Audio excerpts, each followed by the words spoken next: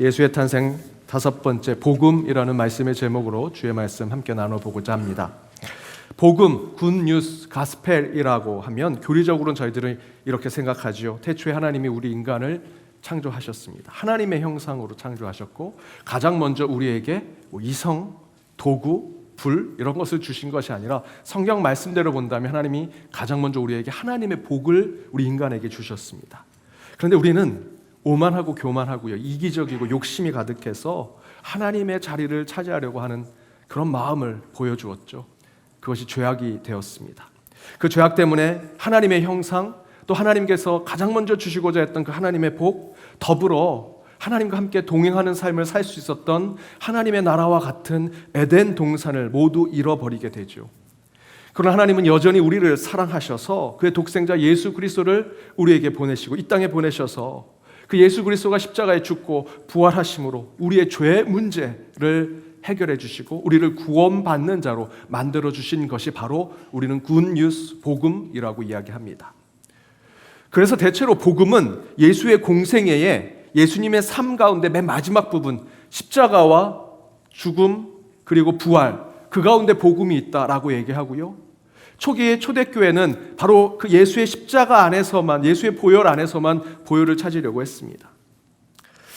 이 복음을 설명하고자 할 때 우리는 사실은 그 방점이 예수 생의 마지막 부분에 있는 것처럼 얘기하죠. 아무리 더 일찍 그 복음이 예수님의 삶과 연결해서 보려고 해도 예수님께서 공생에 시작했던 때에 회개하라 천국이 가까이 왔다라고 하는 직접적인 천국 복음을 전하셨던 그때가 예수님과 복음이 연결된 지점이다라고도 얘기합니다. 그래서 이 복음의 방점이 항상 예수님의 삶의 뒷부분에 있는 것처럼 얘기하죠. 그런데 오늘 본문을 보시면 오늘 본문 가운데 그 복음, 그 기쁜 소식에 대한 방점이 도리어 예수님의 전생애 가운데 가장 앞에 예수님께서 탄생하셨을 때 이미 복음이 우리에게 왔다라는 것을 이야기합니다. 10절에 이렇게 얘기합니다. 우리 함께 읽어보겠습니다. 그들이 별을 보고 매우 크게 기뻐하더라. 복음은 기쁜 소식이죠. 복음이 기쁜 소식이라면 예수 탄생에 기뻐했던 동방박사의 그 모습 자체가 이미 복음을 경험한 모습이라고 할 수 있습니다. 마가복음 1장 1절에서 복음의 시작이 예수 그리스도라고 얘기합니다. 복음의 시작이 예수 그리스도라는 것은 예수의 십자가와 부활에서 복음이 시작되는 것만을 이야기하는 것이 아니라 예수님의 전 세계가 복음이라는 것이죠. 그렇다면 예수님께서 이 땅에 아기 예수로 오실 때 이미 우리는 기쁜 소식을 듣는 자들이 되는 것이다 라는 겁니다. 따라서 예수 탄생은 복음입니다. 즉 성탄은 그 자체로 우리에게 기쁜 소식, 복음이 된다는 것이죠. 그래서 여러분, 성탄은 그저 우리가 선물을 주고받고 25일, 24일 날 눈이 왔으면 좋겠다, 화이트 크리스마스가 됐으면 좋겠다 라는 연말 연시의 분위기를 띄우는 한 날에 머물러서는 안 됩니다. 이렇게 성탄이 기쁜 소식, 이 복음, 사실 진리가 이 땅에 내려온 것에 대해서 기뻐하는 날인데 어느새 우리가 그 진리, 그 메시지, 그 하늘의 음성을 잃어버리고 교회도 세상이 이 연말 연시의 이 성탄절을 그저 자신들의 상업적인 이유로 즐기는 것이 우리 교회 안에도 이 세속의 물이 점점 들어오고 있습니다. 우리나라에서는 아직은 아니지만 여러분 외국의 이 성탄절 시즌에 나가시면 크리스마스란 표현을 거의 듣지 못하실 겁니다. 뭐라고 하죠? 홀리데이스란 표현이 계속 나옵니다. 왜냐하면 크리스마스란 표현이 너무나 종교적이라는 것이죠. 너무나 기독교적이라는 것입니다. 세상이 점점 악해지니 그 크리스마스도 수천 년 함께 지켜왔던 그 크리스마스도 더 이상 표현하지 못하게 만드는 겁니다. 대신에 이 연말을 즐기는 표현으로 홀리데이스라는 표현을 계속 사용하죠. 근데 어느 교회 갔더니 이런 현수막에 아기 예수의 오심을 기뻐하는 성경 구절이 아니라 홀리데이스, 해피 홀리데이스라는 표현을 써놓는 그런 교회도 봤습니다. 현수막만 그렇겠습니까? 우리의 마음도, 저와 여러분의 때로는 우리의 신앙도 세속에 물든 모습이 우리 교회 안에 들어오게 되는 것이죠. 여러분, 예수의 탄생은 그 자체가 진리이고 복음입니다. 인간과 역사로 오신 예수님은 이 땅에 고통받는 백성에게 희망이 되는 메시아로 오셨고요, 갈급한 심령에게는 생명의 샘물과 같은 구원자로 이곳에 오셨습니다. 상처받은 영혼들에겐 회복과 치유가 이루어지는 치료자로 우리 곁에 오셨고, 포로되고 눌린 자들에겐 해방과 자유를 선포해 이루기 위해서 역사 그 자체로 오셔서 해방자로 우리를 자유케 하시는 예수 그리스도로 이 땅에 오셨다라는 것입니다. 따라서 예수 탄생은요, 그 자체가 복음이고요, 기쁨입니다. 따라서 이런 세상에 물들지 않는 성탄의 신앙이 저와 여러분, 우리 연동교회에 있기를 간절히 축복합니다. 이런 세상에 물들지 않은 성탄의 신앙이 동방 박사가 고백했던, 그 찬양했던 기뻐하고 또 기뻐하는 신앙으로 우리 가운데 복음처럼 이 성탄이 우리 가슴에 있게 되어서 그것을 단순히 우리만 누리는 것이 아니라 이 복음과 같은 성탄이 온 세계, 온 인류에 널리 퍼져 드러나기를 주님의 이름으로 축복합니다. 그렇다면 이와 같은 성탄이 우리에게 기쁜 소식, 복음이 되는 증거가 오늘 본문에 나오는데요. 왜 성탄이 우리에겐 복음으로 받아들여져야 하는가? 오늘 본문에서는 저는 두 가지를 여러분과 나눠보고자 합니다. 그 첫 번째, 성탄은 우리에게 희망을 주기 때문입니다. 성탄은 우리에게 희망이다라는 것이죠. 그림 하나를 보시죠. 빈센트 반 고흐의 별이 빛나는 밤이라는 작품입니다. 너무도 잘 아시는 반 고흐의 작품이죠. 잘 알려진, 모르는 분이 없는 작품입니다. 그런데 이 그림은 반 고흐가 이 정신병으로 고통받을 때 그렸던 그림으로 사람들에게 알려져 있습니다. 그래서 밤하늘의 별을 보시면 별이 보통은 삐쭉빼쭉하지 않습니까? 저 위에 있는 별도 저렇게 삐쭉빼쭉한데 저렇게 그리는 것이 정상이라고 생각이 드는데, 반 고흐가 조금 마음의 병이 있으니 저것을, 별을 그리는 것을 삐쭉빼쭉한 보통 사람들처럼 그리지 않고 저렇게 일렁거리고 소용돌이 치는 모습으로 별을 그렸다라고 생각을 합니다. 그러나 대체적인 학자의 견해는 그건 큰 오해라고 얘기합니다. 실제로 반 고흐가 별이 빛나는 밤이라는 이 작품을 그린 이후로 본인이 왜 이 작품을 그렸는지에 대해서 각각 사람들에게 편지를 보내고 이야기한 기록들이 남아 있습니다. 마음의 병 때문에, 정신병 때문에 이런 그림을 그린 것이 아니라 그 안에는 다른 마음이 있었습니다. 그 가운데 두 가지 편지가 있는데요. 먼저는 고흐가 그의 여동생 빌에게 편지 쓴 글이 있습니다. 이렇게 되어 있습니다. 휘트먼이라는 미국 시인이 쓴 시를 읽어보았니? 휘트먼은 미래에도 현재에도 별빛이 비치는 커다란 둥근 하늘 아래 건강하고 인간적인 사랑, 강렬하고 솔직한 사랑과 우정을 나누며 일하는 세상을 본다는구나. 하늘은 인간이 결국 하나님이라고 부를 수밖에 없는 그 무엇이지, 하늘에는 영원함이 있다. 정신병이 있어서 이런 그림을 그렸다고요? 아니요. 이 편지글을 여러분 다시 한번 생각해 보십시오. 편지글에 뭐라고 표현합니까? 하늘이 둥글다라고 표현하죠. 그 마음을 가지고 있었던 것입니다.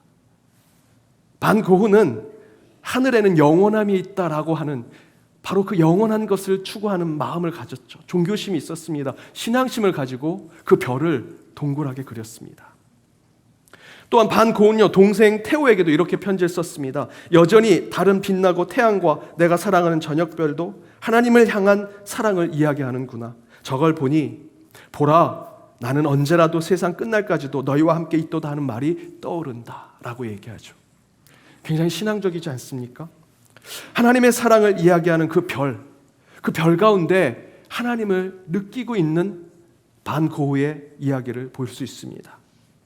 이 외에도 반 고흐는 별이 빛나는 밤에라는 작품을 그리면서 이 그림이 단순히 자신의 정신병적인 증세를 표현하고 있는 작품이 아니라 도리어 삶과 죽음이 연결된 인생 가운데 영혼에 이르는 문을 찾는 희망의 표현으로서의 이 작품을 그렸다라는 것입니다.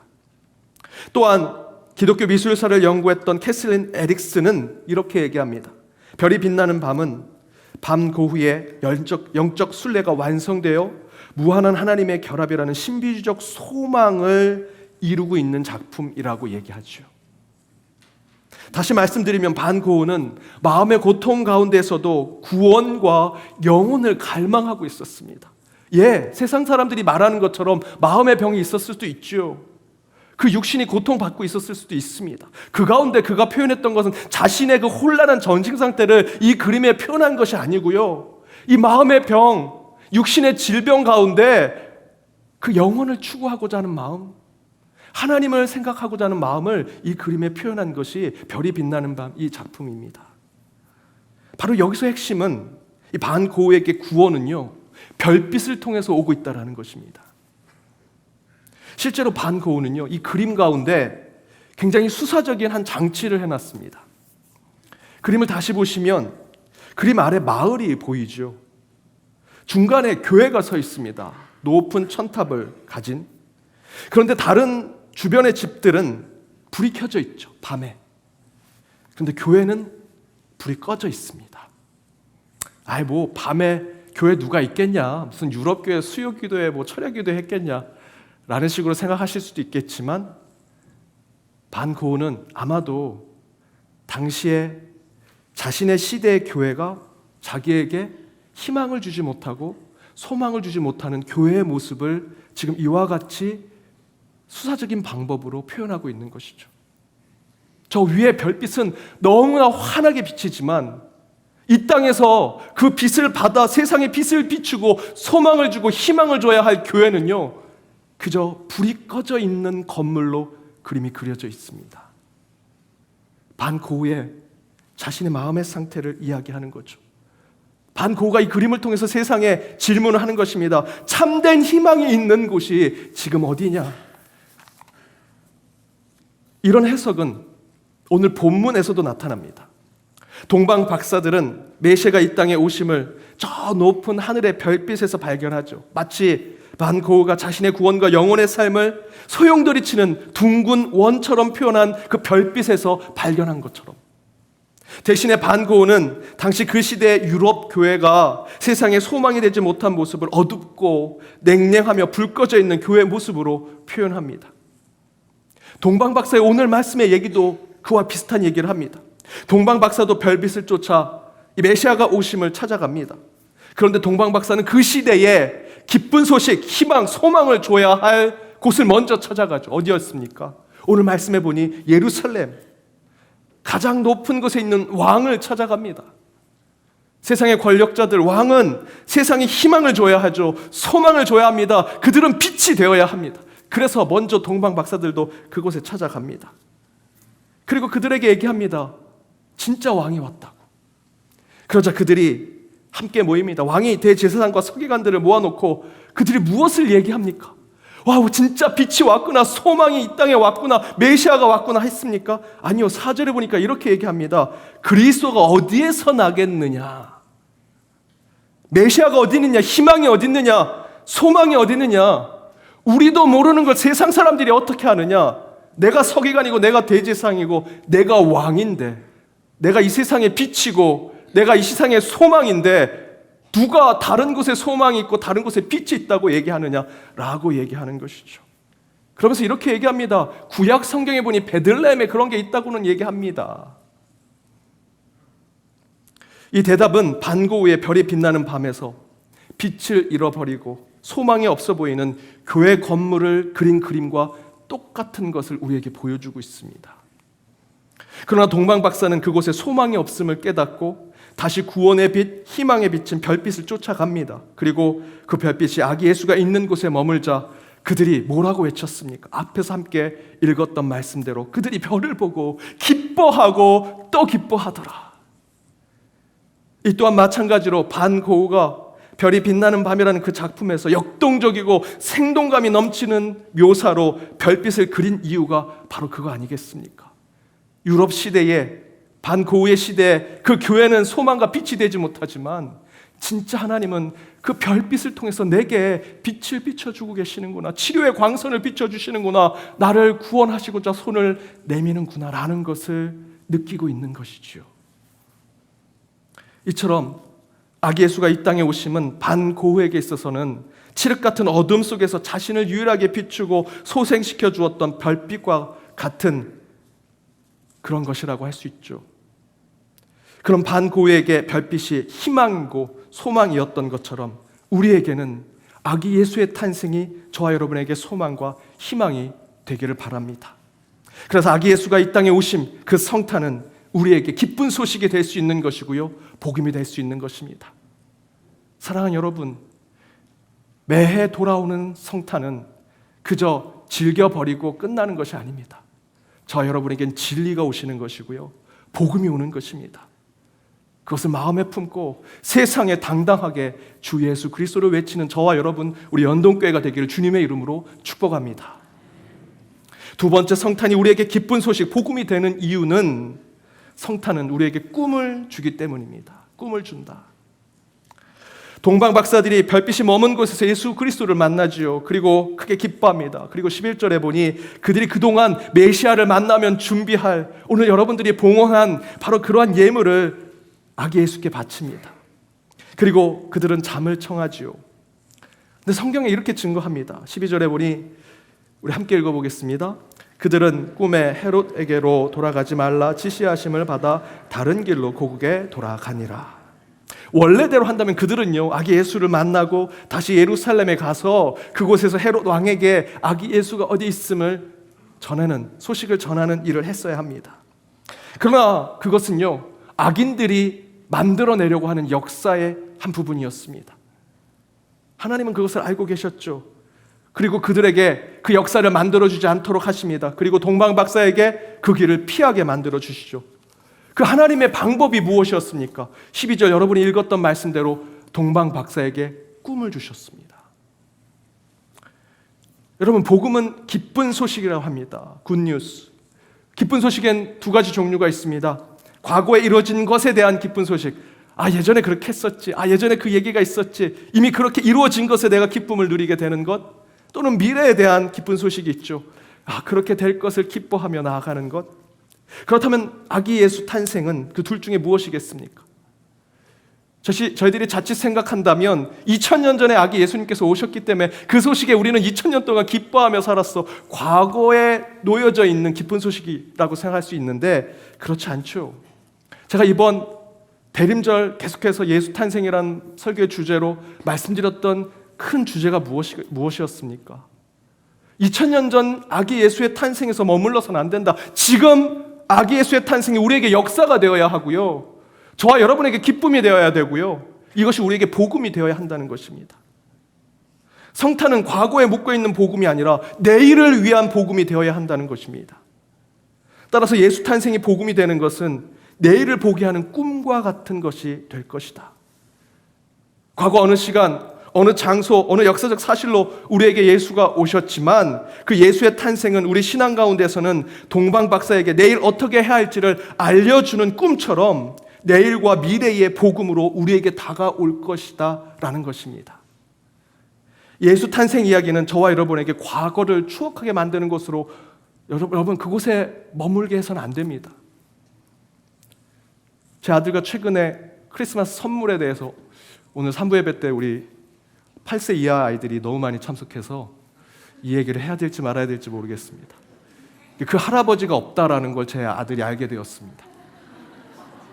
그런데 그 할아버지가 없는 걸 제가 그 할아버지가 선물 준 것처럼 하고 2년 동안 저를 속였던 겁니다. 저희가 제 아들을 속이려고 했는데, 그래서 너 어떻게 알았냐? 라고 물었더니 유치원에서 가르쳐줬대요. 그게 선교 유치원이었거든요. 교회 유치원. 그 교회 유치원에서 그 할아버지하고 단군 할아버지는 세상에 없다고 그러면서 그때 받았던 선물 얘기하고 그때 추억을 얘기했습니다. 그리고 나서 저와 제 아들의 관계에서 이제 그 할아버지를 통해서 제 아들에게 그래도 성탄에 이렇게 해야 된다 저렇게 해야 된다라는 교육이 있었거든요. 그런데 그 이후로는 도대체 내가 제 아들에게 이제 성탄을 어떻게 메시지로 전하고 진리로 전할 수 있을까? 중간 매개체가 사라졌습니다. 다시 한번 생각하게 되더라고요. 이제 내 자녀에게, 이제 진짜 세상의 모든 것을 알게 된 내 자녀에게 정말 예수 탄생을 어떻게 제대로 가르칠 수 있는가, 어떻게 신앙적으로 가르칠 수 있는가. 그저 성탄이 되면 너 가가지고 성탄 발표회 해야 돼, 너 가가지고 선물 받고 가서 카드 나눠줘야 돼 라는 것이 아니라 진짜 예수 탄생이 제 자녀들에게, 다음 세대들에게 어떻게 참된 복음으로 전해져야 되는지 다시 한번 고민하게 되었습니다. 성탄은 적어도 우리 믿는 자들에게는 끊임없이 지금 눈앞에 있는 것이 아니라 내일을 소망하게 하는 것이다 라는 복음으로 전해져야 합니다. 헬렌 켈러는 다중장애를 가지고 있었습니다. 그럼에도 불구하고 그는 엄청난 사회운동을 펼친 급진적 사회운동가였습니다. 사람들은 헬렌 켈러가 눈도 보이지 않고 귀도 들리지 않는데 어떻게 저렇게 세상에 나가서 저런 사회운동을 펼칠 수 있을까 궁금해서 물었습니다. 그때 헬렌 켈러가 이렇게 얘기합니다. 내가 언젠가 딱 3일만 볼 수 있다면, 내가 언젠가 딱 3일만 들을 수 있다면 이라는 생각으로 그날을 사모하면서 그날이 실현되었을 때 그날에 마음껏 보고 듣고 누리며 살기 위해 저는 하루하루를 최선을 다해 살아가는 것입니다 라고 대답했습니다. 헬렌 켈러는 모든 장애, 상처, 아픔을 다 가지고 있으면서도 누구보다도 최선을 다해 살았습니다. 비장애인들보다도 더 많은 일을 했고요, 더 많은 업적을 세웠습니다. 그 이유는 그가 원더우먼, 슈퍼맨과 같은 강직한 사람이었기 때문이 아니라 그에게는 꿈이 있었기 때문입니다. 손에 쥐어지고 눈에 보이는 것은 아니지만 그는 그의 마음 가운데 저 미래의 꿈이 있었습니다. 내가 훗날 딱 3일은 보고 들을 수 있을 날이 올 거야. 그날을 생각하면서 지금 내가 눈이 보이지 않고 들리지 않지만 그 3일에는 그 3일을 내가 가장 최선을 다해서 살기 위해서 지금 보이지 않고 들리지 않지만 마치 들리는 것처럼 마치 보이는 것처럼 최선을 다해서 살 거야 하는 마음으로 바로 헬렌 켈러는 그 수많은 일들을 해낸 것입니다. 아직 이루어지지 않았고 이루어질지 안 이루어질지 모르지만 헬렌 켈러에게 꿈은 그에게 복음이었고 기쁜 소식이었습니다. 그에게 꿈이 있었기 때문에 그는 비장애인들보다 더 많은 일들을 할 수 있었던 것이죠. 그의 인생의 동력은 눈에 보이는 어떤 것, 돈, 물질, 저 높이 올라가는 명예가 아니라 눈에 보이지 않은 꿈이었습니다. 사랑하는 여러분, 이처럼 꿈은 우리에게 선한 곳으로 인도하고 좋은 곳으로 가게 할 것입니다. 꿈이 동방박사를 위험으로부터 벗어나게 했고 선한 역사를 만들게 했지요. 저와 여러분에게도 그 꿈은 꿈으로 오게 될 것입니다. 그 복음은 꿈으로 오게 될 것입니다. 그리고 그 복음 같은 꿈은 저와 여러분을 살아가게 하는 힘이 되리라 믿습니다. 그런 예수 탄생의 복음으로 한 해도 은혜로 마무리하시고 새로운 해도 기쁨으로 맞이하시는 저와 여러분, 우리 연동의 모든 권속들 되시길 주님의 이름으로 축복합니다.